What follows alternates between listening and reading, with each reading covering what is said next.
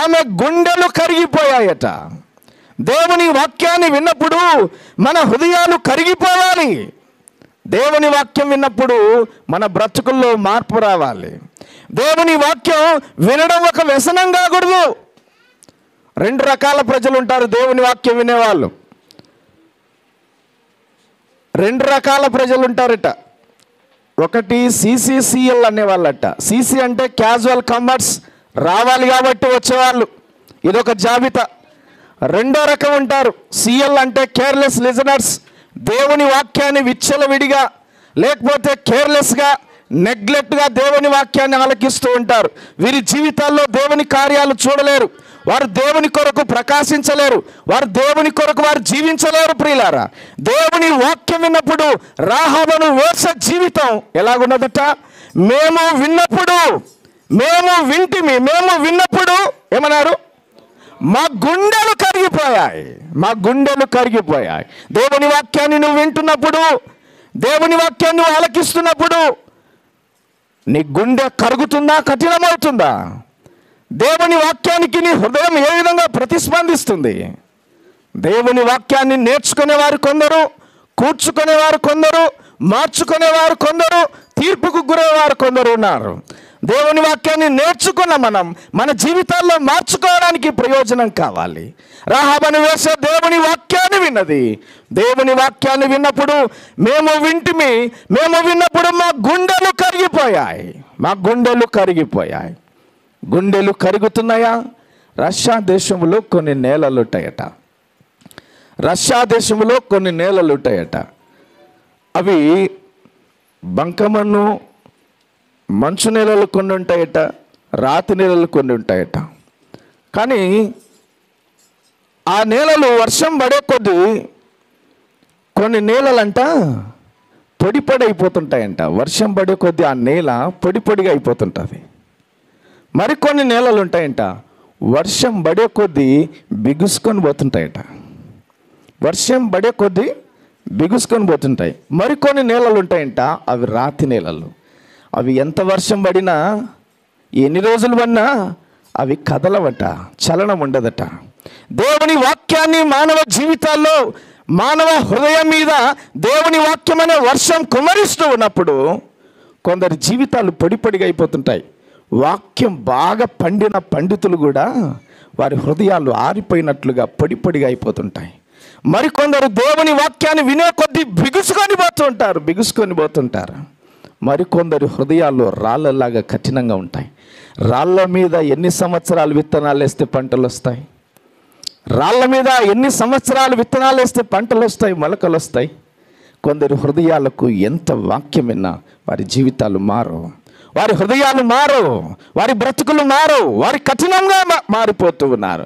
అయితే రాహాబును వేశ్య జీవితాన్ని మనం చూస్తే, మేము విన్నప్పుడు మా గుండెలు కరిగిపోయాయి. సోదరుడా, సోదరి, ఈ రాత్రి దేవుని మాటలు వింటున్న ప్రియమైన వారులారా, అయితే దేవుడు నీతో మాట్లాడుతుండగా, దేవుని వాక్యాన్ని నువ్వు వింటూ ఉండగా వినే కొద్ది నీ గుండెలు బిగుసుకొని పోతున్నాయా? పొడిగా దూరం అయిపోతున్నాయా? లేకపోతే కఠినంగా మారిపోతూ ఉన్నామా? లేకపోతే రాహాబును వేశ్య అన్నట్లు, ఇదిగో మేము విన్నప్పుడు మా గుండెలు కరిగిపోయాయి. నీ గుండెలు కరిగిపోతూ ఉన్నాయా? దేవుని వాక్యంలో మనం చూస్తే చాలా వరకు దేవుని వాక్యాన్ని వింటున్నాం మనం. రాహాబును వేశ్య అంటుంది, 2వ అధ్యాయం 8వ వచనం ఒకసారి చదువుదాం. యెహోషువ గ్రంథం 2వ అధ్యాయం 8వ వచనం. ఆ వేగుల వారు పండుకొనక మునుపు ఆమె వారున్న మిద్ది మీదకెక్కి పండుకొనక మునుపు రాహాబును వేశ్య, ఆమె జీవితం భయంకరమైంది, ఆమె ఆలోచన భయంకరమైంది, ఆమె తలంపులు భయంకరమైనవి. కానీ ఆమె పండుకొనక మునుపు ఆమె చేస్తున్న తీర్మానం ఏంటి? పండుకొనక మునుపు ఆమె ఆలోచన ఏంటి? దేవుని వాక్యం వారి హృదయాల్లో ఆమె జీవితం మీద పనిచేసినప్పుడు మేము విన్నప్పుడు మా గుండెలు కరిగిపోయాయి.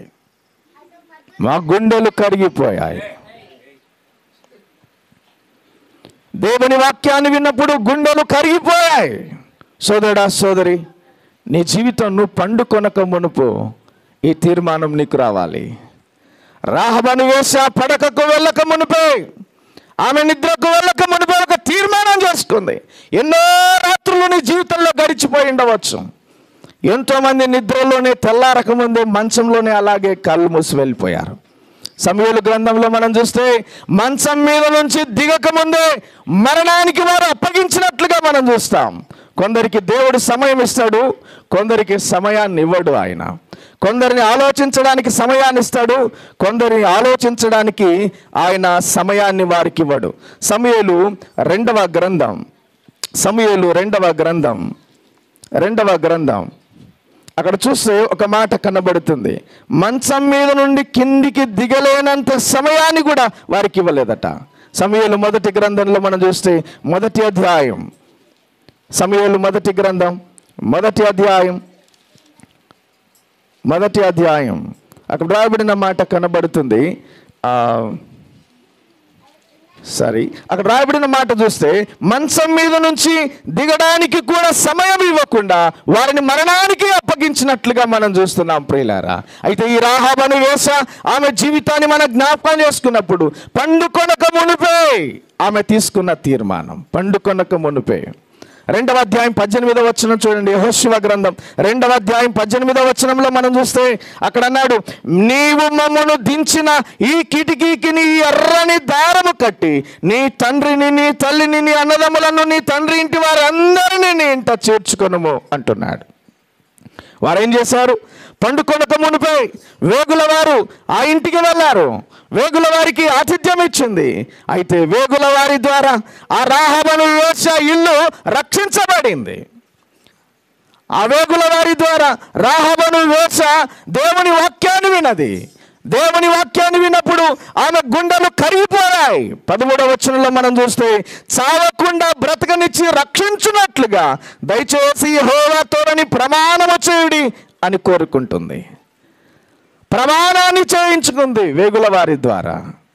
వేశ్య దేవుని దాసులను, వేగుల వారిని చేర్చుకుంది.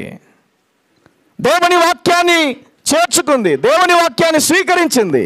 ఆమె దేవుని వాక్యాన్ని విన్నప్పుడు ఆమె గుండెలు కరిగిపోయాయి. వేశ్య విశ్వాసిగా మారింది. విశ్వాస వీరుల జాబితాలో చేర్చబడింది వేశ్య. ఆమె జీవితం మార్చబడింది. హెబ్రీ పత్రిక 11వ అధ్యాయంలో మనం చూస్తే విశ్వాస వీరుల జాబితాలో చేర్చబడింది. విశ్వాస వీరుల పట్టికలో నిలబడింది. దేవుని వాక్యాన్ని వింటున్నాం, దేవుని వాక్యాన్ని మనం అలవాటుగా చేసుకున్నాం. కానీ మన గుండెలు మార్పు చెందకపోతే, మన బ్రతుకులు మారకపోతే ఒకానొక రోజు రాబోతుంది వాక్యం అనే కరువును రాబోతుందట. ఆమోసు గ్రంథం 8వ అధ్యాయం 12వ వచనం ఒకసారి చదివితే, ఆమోసు గ్రంథం 8వ అధ్యాయం 12వ వచనం. ఆమోసు గ్రంథం 8వ అధ్యాయం 12వ వచనం. కాబట్టి జనులు యెహోవా మాట వెదకుటకై ఈ సముద్రము నుండి ఆ సముద్రము వరకు, ఉత్తర దిక్కు నుండి తూర్పు దిక్కు వరకు సంచరింతురు కానీ అది వారికి దొరకదు. వాక్యము దొరకదు. దేవుని వాక్యం కొరకు వెతికే రోజు రాబోతుంది. దేవుని వాక్యం కొరకు ఆరాటం చెందే రోజు రాబోతుంది. దేవుని వాక్యం కొరకు పని కట్టుకొని ప్రయాణము చేసే రోజులు రాబోతున్నాయి. దేవుని వాక్యము దొరకగా దాన్ని భుజించి తిని అన్నాడు భక్తులు. దేవుని వాక్యాన్ని ఏం చేస్తున్నావు? దేవుని వాక్యాన్ని వింటున్నాం మనం. మన జీవితాల్లో దేవుని వాక్యానికి లోబడే మనసు మనకు రావాలి. మేము విన్నప్పుడు మా గుండెలు కరిగిపోయాయి. ఆ రాత్రి పండుకొనక మునిపే వేశ్య రక్షించబడింది. ఈ రాత్రి పండుకొనక మునుపు, ఈ రాత్రి నీ జీవితంలో నువ్వు నిద్రకు వెళ్ళక మునిపే, నీ బొందిలో ఊపిరి ఉండగానే దేవుని మాటకు నువ్వు స్పందించాలి, ప్రతిస్పందించగలగాలి. రక్షించబడుతున్నామా? రక్షించబడిన మనం దేవుని వాక్యానికి కదిలించబడుతున్నామా? దేవుని వాక్యానికి లోబడుతూ ఉన్నామా? దేవుని వాక్యం వినే కొద్దీ దేవుని వాక్యానికి లోబడుతూ ఉన్నామా? కఠినమైపోతున్నామా? కరిగిపోతున్నామా? కదలకుండా అలాగే ఉండిపోతున్నామా? రాళ్ళ వలె. మన స్పందన ఎలాగుంది? రాహాబు అను వేశ్య రక్షించబడింది. మరొక రాత్రి దానియేలు గ్రంథం 5వ అధ్యాయం 30వ వచనాన్ని జ్ఞాపకం చేసుకుందాం. దానియేలు గ్రంథం 5వ అధ్యాయం 30వ వచనం. దానియేలు గ్రంథం 5వ అధ్యాయం 30వ వచనం. ఆ రాత్రి అందే కల్దీల రాజుకు బెల్షెజరు హతుడాయను. ఆ రాత్రి అందే. ఏ రాత్రి? ఆ రాత్రి దానియేలు గ్రంథంలో మనం చూస్తే అదే రాత్రి. ఏ రాత్రి? అక్కడ చూస్తే 5 వచనాల్లో 22వ వచనంలో రాయబడింది, బెల్షెజరు అతని కుమారుడగు నీవు ఈ సంగతి అంతయు ఎరిగి ఉండి నీ మనసును అణుచుకొనక పరలోకమందు ప్రభువు మీద నిన్ను నీవే హెచ్చించుకొంటివి అని అన్నాడు. నిన్ను నీవే హెచ్చించుకున్నావు. మనసులో గర్వించిన రాత్రి, మనసులో అతిశయించిన రాత్రి. ఏ దేవుడైతే ప్రాణం ఇచ్చాడు, ఏ దేవుడైతే ఊపిరిచ్చాడు, ప్రాణానికి ఊపిరికి జీవానికి మూలమైన వాడు, ఆధారమైన వాడు, ఆ ప్రభువుని గణపరచాలి. కానీ గణపరచవలసిన వాడు అతిశయించినాడు, మనసును అణుచుకోలేక హెచ్చించుకున్నాడు, గర్వించాడు, విర్రవీగాడు, దేవుణ్ణి కోరుకోవలేదు, దేవునికి స్థానాన్ని ఇవ్వలేదు. 20వ వచనంలో రాయబడింది, అతడు మనసును అతిశయించి అని అన్నాడు. బలాత్కారము చేయుటకు అతని హృదయమును కఠినము చేసుకొనగా దేవుడు అతని ప్రభుత్వమును అతని యొద్ద నుండి తీసివేసి అతని ఘనతను పోగొట్టి అప్పుడు అతడు మానవుల యొద్ద నుండి తరుమబడి పశువుల వంటి మనసు కలిగిన వారై. ఏం చేశారు వాళ్ళు? మనసు పశువు అయిపోయాడు రాజు. రాజే పశువు అయ్యాడు. రాజే ఘనతను కావాలని కోరుకున్నవాడు. దేవుని ఘనతను తన ఘనతగా భావించినాడు. మనసులో గర్వించినాడు, మనసులో అతిశయించినాడు. దేవునికి చోటు ఇవ్వవలసిన చోటును, దేవుని స్థానాన్ని, దేవుని మహిమను, దేవుడు ఇచ్చినటువంటి జీవాన్ని తన కొరకే వాడుకున్నాడు. తన కొరకే వాడుకుంటున్నాడు. ప్రజలు 2 రకాలుగా ఉంటారు. దేవుణ్ణి వాడుకునేవారు, దేవుని చేత వాడబడేవారు. ఈరోజు దేవుడు వాడుకునే వారి కంటే దేవుణ్ణి వాడుకునేవారు ఎక్కువైపోయారు. దేవుని వాడుకునేవారు ఎక్కువైపోయారు. కొన్నిసార్లు దేవుని యొక్క సన్నిధిని మనకు అనుకూలంగా వాడుకునేవారు కొందరైపోయారు. మనము దేవుని చేతిలో వాడబడే వారం కావాలి. ఈ రాజుకు దేవుడే ఆ స్థితినిచ్చినాడు, కానీ గర్వించినాడు. చివరికి ఏమయ్యాడు? పశువుల వంటి మనసు కలిగిన వాడయ్యాడు, పశువు అయిపోయాడు. మానవ మనసు బహు భయంకరమైంది. మానవుడు పశువు లాంటి వాడట.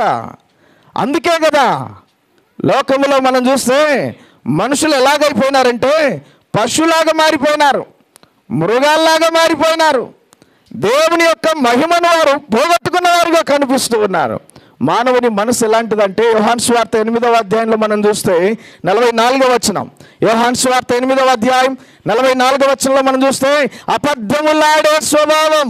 వాడి స్వభావం ఎలాంటిదట? అబద్ధములాడేవాడు, అబద్ధములాడే స్వభావం కలిగిన వాడు.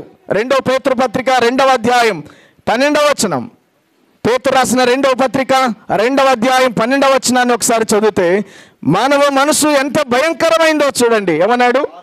వారైతే పట్టబడి చంపబడుటకే స్వభావ సిద్ధముగా వివేక శూన్యములకు మృగము వలె. వారు ఎలాంటి వారంటే మృగాలట. మనుషులు ఎలాగైపోయినారంటే మృగాలైపోయినారు. అమ్మ వినండి, వింటున్నారా? మీటింగ్ పెట్టకూడదు మనం. మళ్ళా ఇది మీటింగ్ పెట్టుకున్నాం మనం, మళ్ళీ మీటింగ్ పెట్టకూడదు. పిల్లలు అల్లరి చేయకూడదు.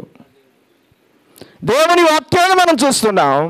వారు మనుషులు మృగ స్వభావం అయిపోయింది. కర్నూలు విజయవాడ ప్రాంతంలో అలాగే హైదరాబాద్ పట్టణంలో చాలా వార్తలు మనం చూస్తుంటాం. ఒక యవనస్తుడు బాగా ఇష్టపడి ఒక అమ్మాయి అనుకోకుండా ఆత్మహత్య చేసుకొని చనిపోతే నిమ్స్ హాస్పిటల్లో మార్చురి బాక్సులో ఆ పాపను ఉంచితే చనిపోయిన శవాన్ని 100 కిలోమీటర్లు ప్రయాణం చేసి మార్చురి బాక్సులో ఉన్న శవాన్ని తీసుకొని శవంతో వ్యభిచారం చేస్తున్నాడట. ఎవరు? మానవుడు మృగమయ్యాడు. ఏమయ్యాడు? మృగం, మృగాలు. అందుకే పేపర్లలో మనం చూస్తుంటాం, మనుషులు మగాళ్ళు కాదురా మృగాళ్ళు అని రాశాడట. మృగ స్వభావం, అబద్ధములాడే స్వభావం, మృగ స్వభావం. యెషయా గ్రంథం 1వ అధ్యాయంలో మనం చూస్తే 2వ వచనం, యెహోవా మాట్లాడుచున్నాడు, ఆకాశం ఆలకించుము, భూమి చెవి యొగ్గుము. యవనస్తులు ఎవరు వినట్లా? మీరు అందరు పిల్లలు స్ట్రైట్గా చూడాలి, వాక్యం వినాలి. ఏమి ఈసారి వాక్యం వినకపోతే నిలబెడతాం మిమ్మల్ని అందరినీ. అర్థమైందా? దేవుని వాక్యం మనం చూస్తే వారు ఎలాంటి వారంటే తిరుగుబాటు చేసేవారు ప్రజలు. అందుకే నాడు ఎద్దు తన కామాందును అరుగును, గాడిద సంతలోని దొడ్డి తెలుసు. గాడిదకు తెలుసు, ఎద్దుకు తెలుసు, మనిషికి తెలియడం లేదు. గాడిదలు గుర్తుపడుతున్నాయి, ఎద్దులు గుర్తుపడుతున్నాయి, జంతువులు దేవుని గుర్తించగలుగుతున్నాయి, పశువులు గుర్తించగలుగుతున్నాయి, పక్షులు గుర్తించగలుగుతున్నాయి. అరికాల వరకు తల వరకు జ్ఞానం ఇచ్చిన మానవుడు, జ్ఞానాన్ని పొందినవాడు, గొప్పవాడు అనుకుంటున్నవాడు బుద్ధి లేనివాడుగా పశువులాగా అయిపోయాడు, మృగంలాగా అయిపోయాడు, జంతువులాగా అయిపోయాడు. ఎంత ఘోరం, ఎంత విచారం! రాజు ఆ రాత్రే మరణించినట్లుగా మనం చూస్తున్నాం. కారణం ఏంటి? అతిశయించాడు, గర్వించినాడు, దేవుని దూషించి దేవుని దగ్గర తన్ను తానే అతిశయించినాడు, గర్వించినాడు. ఎందుకు? ఆ దేవుని ఘనపరచలేకపోయాడు. ద్వితీయోపదేశకాండలో మనం చూస్తే ప్రాణమునకు, ఊపిరికి, జీవమునకు మూలమైన వాడు దేవుడు. ఆయన దగ్గర కూడా అతిశయించినాడు. చాలాసార్లు లోకములో పాచి పని చేసుకునేవారు కానీ, ఏ ఉద్యోగం చేసేవారు కానీ ఒక అధికారి కాళ్ళ దగ్గర కూర్చుంటారు, అధికారులకు నమస్కారం చేస్తారు. కానీ దేవుని దగ్గరకు వచ్చేసరికి లోకములో పాచి పని చేసేవాడు కూడా ప్యాలెస్లో బ్రతికినట్లుగా అతిశయిస్తాడు. దేవుని దగ్గర తగ్గించుకోవలసిన వాడు అతిశయిస్తున్నాడు. దేవుని వాక్యం దగ్గర భయపడవలసిన వాడు విర్రవేగుతూ ఉన్నాడు. దేవుని సన్నిధిలో చేయవలసిన పని ఏంటంటే నువ్వు దేవుని దగ్గర తగ్గించుకోవాలి. రాజులను దేవుడు ఏం చేశాడు? ఆ రాత్రే ఏమైపోయాడు? హతమైపోయాడు బెల్షెజర్ రాజు. ఆ రాత్రే ఛాన్స్ ఇవ్వలేదు ఆయనకు. రాహాబు వేసి రక్షించబడింది. ఆ రాత్రి, ఈ రాత్రి 2వ రాత్రి ఎవరు? రాజు మరణించిన రాత్రి. నీ జీవితంలో రాహాబును వేశ్యగా రక్షించబడిన రాత్రి అయితే నీకు క్షేమం. ఈ రాత్రి నీకు చివరి రాత్రి అయితే నీకు అంతిమ రాత్రే. దేవుని వాక్యంలో మనం చూస్తున్నాం. మరొక మాట, యోహాను సువార్త 13వ అధ్యాయం, యోహాను సువార్త 13వ అధ్యాయం 30వ వచనం. యోహాను సువార్త 13వ అధ్యాయం 30వ వచనం. ఆడు ఆ ముక్క పుచ్చుకొని వెంటనే బయటికి వెళ్ళను. అప్పుడు రాత్రి వేళ వాడు ఆ ముక్క పుచ్చుకొని వెంటనే బయటికి వెళ్ళను. అప్పుడు రాత్రి వేళ. ఈ రాత్రి ఇస్కరియోతు యూదా యేసు ప్రభు వారిని అప్పగించబడిన రాత్రి. యేసు ప్రభు వారిని అప్పగించారు. ఎవరు అప్పగించారు? వెంట ఉన్నవాడే, నమ్మినవాడే, ఎరిగినవాడే, దేవునితో నడిచినవాడే, వెంబడించినవాడే ఆయన అప్పగించినట్లుగా మనం చూస్తున్నాం. అన్యాయపు తీర్పు మన ప్రభు అనుభవించినాడు. అనవసరంగా ఆయనను కొరడాలతో కొట్టారు, హింసించినారు, గాయపరిచినారు. పాప మానవాళి కొరకై యేసు ప్రభు వారిని కలవరిశిలోకి అప్పగించారు. క్రాస్ అంటే, సి అంటే కార్స్, శాపం. గలతీయులకు రాసిన పత్రిక 3వ అధ్యాయం 14వ వచనం. గలతీయులకు రాసిన పత్రిక 3వ అధ్యాయం 14వ వచనం. కొంచెం పదునుగా, గట్టిగా, షార్ప్గా చదవాలన్నా. లభించినట్లు క్రీస్తు యేసు ద్వారా అన్యజనులకు కలుగుటకై. వినండి, క్రీస్తు మన కోసము శాపమై. చాలు, క్రీస్తు మన కోసము శాపమయ్యాడు. క్రాస్ అంటే, సి అంటే కర్స్, శాపం. శాపాన్ని ఆయన అనుభవించినాడు. మన కోసం కలవరిసిన శాపమయ్యాడు ఆయన. ఆర్ అంటే రీప్రోచ్, అవమానం. హెబ్రీ పత్రిక 12వ అధ్యాయం మొదటి 2 వచనాలు చదివితే ఆయన అవమానమును భరించి సిలువను సహించాడు, అవమానమును భరించాడు. సోదరుడా సోదరి, ఎంత అవమానం ఆయనకి! మానవాళి కోసమై రక్తం చిందించినాడు, ప్రాణం పెట్టినాడు, చనిపోయి సమాధి చేయబడి తిరిగి లేచాడు. భూమి మీద ఎంతోమంది గుడ్డివారు ఉంటే వారందరినీ ఆయన తాకగా బాగయ్యారు, దృష్టి పొందారు. కానీ అదే చేతులకు ఏం చేశారు? చీలలు కొట్టారు. ఎంతోమందికి కళ్ళిస్తే అదే చూస్తూ ఉండగా ఆయన కళ్ళల్లో ఆయన చూస్తూ ఉండగానే ఆయన ముఖం మీద ఉమ్మి వేశారు. ఎంతోమంది కుంటివారు ఆయన తాకగా ఆయన ముట్టగా బాగుపడ్డారు, లేచారు, నడిచారు, గంతులు వేశారు. అలాంటి ఆయనను ఆయన పాదాలలో మేకులు కొట్టారు. తలలో ముళ్ళ కిరీటం, ప్రక్కలో బల్లెపోటు, నిలువెల్ల గాయాలు, శ్రమలు పొందారు. సోదరుడా సోదరి, మానవాళి కోసమై యేసుక్రీస్తు ప్రభువారు కల్వరి సిలువలో అప్పగించబడ్డాడు, మనుషులకు అప్పగించబడ్డాడు. మృగ స్వభావం కలిగిన మనుషులకు అప్పగించబడ్డాడు, అబద్ధ స్వభావం కలిగిన మనుషులకు అప్పగించబడ్డారు. ఆయన కొరడాలతో కొట్టారు, హింసించారు, గాయపరిచారు, అవమానపరిచారు, హేళన చేశారు. సోదరుడా సోదరి, ఇలాంటి మానవాళి కోసమై ఆయనే కల్వరి సిలువలో అప్పగించబడ్డాడు. ముక్క పుచ్చుకొని వెళ్ళిపోయాను, అప్పగించి వెళ్ళిపోయారు. సోదరుడా సోదరి, నా జీవితం ఎలాంటిదంటే బహుభయంకరమైంది. నీ కొరకు నా కొరకు ఆయన అప్పగించబడ్డాడు. కల్వరి సిలువలో యాతన అనుభవించినాడు, బాధను అనుభవించినాడు. ఆయన కేకలు వేసినాడు, కొరడాలతో కొట్టబడ్డాడు, నిలువెల్ల గాయాలు, శ్రమలు పొందాడు. సోదరుడా సోదరి, నీ పాపం నా పాపం, నీ శాపం నా శాపం, మనందరి శాపం కల్వరి సిలువలో ఆయన అనుభవించినాడు. శాపం అయిపోయినాడు. సి అంటే కర్స్, ఆర్ అంటే రిప్రోచ్, అవమానం. ఓ అంటే ఆర్డియల్ మహాశ్రమ. విలాప వాక్యముల గ్రంథం 1వ అధ్యాయం 22, 23, 24 వచనాలు చదివితే ఆయన గురించి వ్రాయబడిన మాట, నేను పొందిన శ్రమ వంటి శ్రమ ఈ భూమి మీద ఎవరైనా అనుభవించనేమో, నిదానించి చూడుడి అని అన్నాడు.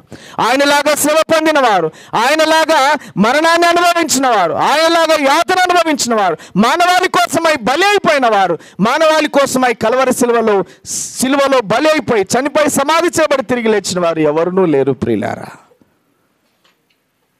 ఎస్ అంటే సీక్, వెదకుట, నశించిన దానిని వెదకి రక్షించుటకు మనుష్య కుమారుడు ఈ లోకములోనికి వచ్చాడు, నిన్ను వెతుక్కుంటూ వచ్చాడు. నశించిన వారు, నాశనమైన వాళ్ళు ఎట్లుంటారు? నశించిన వారు ఎక్కడుంటారు? చనిపోయిన వారు ఎక్కడుంటారు? సమాధిలో ఉంటారు.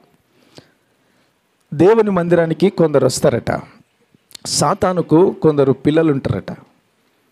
ఒకడంట, మొదటి వాని పేరు రానివ్వడంట. వాని పేరేం పేరు? దేవుని మందిరానికి రానివ్వడంట వాళ్ళను. వాళ్ళు ఎంతసేపు ఎక్కడైనా కూర్చుంటాడు, బుర్రకథలు ఎన్నైనా వింటారు. వాళ్ళను రానియడు మందిరానికి. రెండో వాళ్ళు ఉంటారట, వచ్చినా కూర్చొనివ్వడంట. సాతానుకు రెండో వారంట పిల్లలు. ఏం పిల్లలంట చెప్పండి, మీరు మాట్లాడండి. మీతోనే మాట్లాడుతున్నా నేను. ఎవరితో?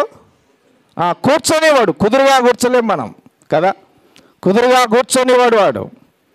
ఒకడు రానివాడు, రెండోవాడు, మూడోవాడు ఉంటాడట. పొరపాటున కూర్చున్నా కూడా విననీయడంట.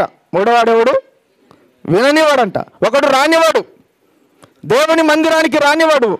రెండోవాని పేరు కూర్చొనివాడు, మూడోవాడు విననీయడంట.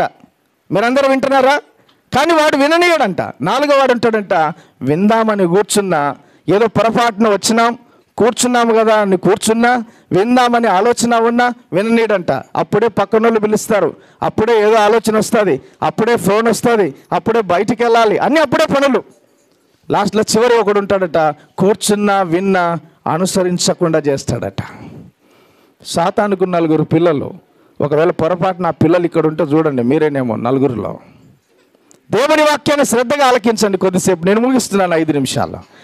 అయితే దేవుని వాక్యాన్ని మనం చూస్తుంటే సాతాను దేవుని మందిరంలోనికి వస్తాడు. పరలోకంలోకి ప్రభు దగ్గరికి పోయి పర్మిషన్ తీసుకున్నాడు, అవునా కదా? అయితే దేవుని వాక్యంలో మనం చూస్తూ ఉన్నాం. అయితే యేసు ప్రభువారు అప్పగించబడ్డాడు. యేసు ప్రభువారు నీ కొరకు నా కొరకు అప్పగించబడ్డాడు. చివరిగా లూకాసు వార్త 12వ అధ్యాయం 20వ వచనం చదువుకుందాం. లూకాసు వార్త 12వ అధ్యాయం 20వ వచనం. 12వ అధ్యాయం 20వ వచనం. అయితే దేవుడు వెర్రివాడా, ఈ రాత్రి నీ ప్రాణమును అడుగుచున్నారు. వెర్రివాడా అన్నాడు. లోకమంతా ధనవంతుని చూసి ఏమంటుంది? సెల్లిట్ కొడుతుంది. డబ్బుంటేనే అందరికీ ఏం చేస్తుంది? గౌరవం లోకములో. కానీ డబ్బు లేనివాడు ఏం గౌరవం ఉండదు, విలువ ఉండదు. లోకమంతా లేచి సెల్లిట్ కొడుతుంటే దేవుడు అంటున్నాడు, వెర్రివాడా, ఈ రాత్రి నీ ప్రాణమును అడుగుచున్నారు అని అన్నాడు. ఎవరు అడుగుచున్నారు ప్రాణాన్ని? దేవుడు అడగడంలే ప్రాణం. నీ ప్రాణాన్ని తీయడు దేవుడు. ప్రాణమును ఏమని మరలా చదవండి అన్నమాట. దేవుడు ఏమన్నాడు? వెర్రివాడా, ఈ రాత్రి అడుగుచున్నారు అన్నాడు. కానీ అడుగుతున్నాను అనలేదు ఆయన. అడుగుచున్నారు ఎవరు? నీ ప్రాణం తీసేవారు. ప్రాణం పోయే పరిస్థితులు ఎన్నో నీ జీవితంలో వస్తున్నాయి. నీ జీవితంలో ఎన్నోసార్లు భయంకరమైన పరిస్థితులు వస్తున్నాయి. ఎన్ని మరణాలు నీ జీవితంలో ఉన్నాయో, ఎన్ని అపాయాలు ఉన్నాయో, ఎన్ని ఇబ్బందులు ఉన్నాయో. వెర్రివాడా, ఈ రాత్రి నీ ప్రాణమును అడుగుచున్నారు. నీవు సిద్ధపరిచినవి ఎవరి అగునని అతనితో చెప్పాను. నీవు సిద్ధపరిచినవి ఎవరి అవుతున్నాయి? నీ ప్రాణం ఉండగానే, బొంగులో ఊపిరి ఉండగానే, నీ బ్రతుకు నీలో ఉండగానే, నీ గొంతులో ప్రాణం ఉండగానే, నడిచే కాళ్ళు ఉండగానే దేవుని మందిరానికి రావాలి. మాట్లాడే నోరుండగానే నీ పాపాన్ని ఒప్పుకోవాలి. చూచే కన్నులుండగానే దేవుని గ్రంథాన్ని చదవాలి. దేవుని మందిరానికి వచ్చే బలం నీలో ఉండగానే దేవుని కొరకు నువ్వు ప్రయాసపడాలి. వెర్రివాడా, ఈ రాత్రి నీ ప్రాణమును అడుగుతున్నారు. ఈ రాత్రే ధనవంతుని రాత్రి, ఈ రాత్రి చివరి రాత్రి కావచ్చునేమో. ఈ రాత్రి నీ ప్రాణమును అడుగుతున్నారు. లోకం తీరు వేరు, దేవుని తీరు వేరు. లోకం ధనం ఉంటే చాలు. డబ్బు ఉంటే ఏమంటారు? డబ్బున్న వాడిని చూసి ఏమంటారట? అందరు సెల్యూట్ కొడతారు. వాడు ఎలాంటివాడైనా, భక్తివాడైనా, యుక్తివాడైనా, లేకపోతే లోకంలో ఎలాంటి వాడైనా డబ్బుంటే చాలు. ఇప్పుడు లబ్ డబ్బు అని కొట్టుకోవడం లేదంట, గుండె డబ్ డబ్బు అని కొట్టుకుంటుందట. ఓన్లీ డబ్బే, అన్ని డబ్బే. డబ్బు కోసమే మానవుడు ప్రయాసపడుతున్నాడట. వెర్రివాడా, ఈ రాత్రి నీ ప్రాణమును అడుగుచున్నారు అన్నాడు. ఈ రాత్రి చివరి రాత్రి. This is the final day and ultimate. ఇంకా ఏమి లేదు నీకు. ఇదే చివరి రాత్రి కావచ్చునేమో. నీ ప్రాణమును అడుగుచున్నారు అని అన్నాడు. నీ ప్రాణమును అడుగుచున్నారు. మనిషి ఎంత సంపాదించినా, నీ జీవితంలో ఎంత సంపాదించినా ప్రాణం పోగొట్టుకుంటే ఏమి ప్రయోజనం? ఏమి ప్రయోజనం? మానవుడు అయితే గొప్పవాడైతాడు. ఎంత గొప్పవాడైతాడంటే చేపల్లో నీటిలో చేపలాగా ఈదగలుగుతున్నాడు. ఆకాశంలో పక్షిలాగా ఎగరగలుగుతున్నాడు. భూమి మీద మనిషిలాగా బ్రతకడం చేత కాకపోతుంది. మనిషిలాగా మానవుడు బ్రతకలేకపోతున్నాడు. మానవుడు ఎలాంటి వాడంట? మృగ స్వభావం. మృగం మానవుడు. మృగం అయిపోయాడు కదా. అందుకే పౌలు అన్నాడు కదా, ఎఫెసులో నేను మృగములతో పోరాడుతున్నాను అని అన్నాడు. మృగ స్వభావం కలిగిన మనుషులతో. మానవుడు అయితే అఫీషియల్ గార్డు వాడవుతాడు, లేకపోతే అక్సెప్ట్ మంత్రగాడు అవుతాడు, కానీ అంతకంటే గొప్పోడు గాడట. అందుకే అన్నాడు, a man never can become to god. ఏ మానవుడు దేవుడు కాలేడు. ఈ ధనవంతుడికో చివరి రాత్రి. ధనవంతుడు ఏం చేస్తున్నాడు? ఇదే వాక్య భాగంలో మనం చదివితే లూకాసు వార్తలో 14వ అధ్యాయం, లూకాసు వార్త 16వ అధ్యాయం, 16వ అధ్యాయంలో మనం చూస్తే ధనవంతుడు చనిపోయాడు. చనిపోయి ఎక్కడున్నాడు? 23వ వచనం. అప్పుడు అతడు పాతాళములో బాధపడుచు కన్నులెత్తి దూరము నుండి అబ్రహామును అతని రొమ్మున ఆనుకొని ఉన్న లాజరును చూచి, అబ్రహామా, నా యందు కనికరపడి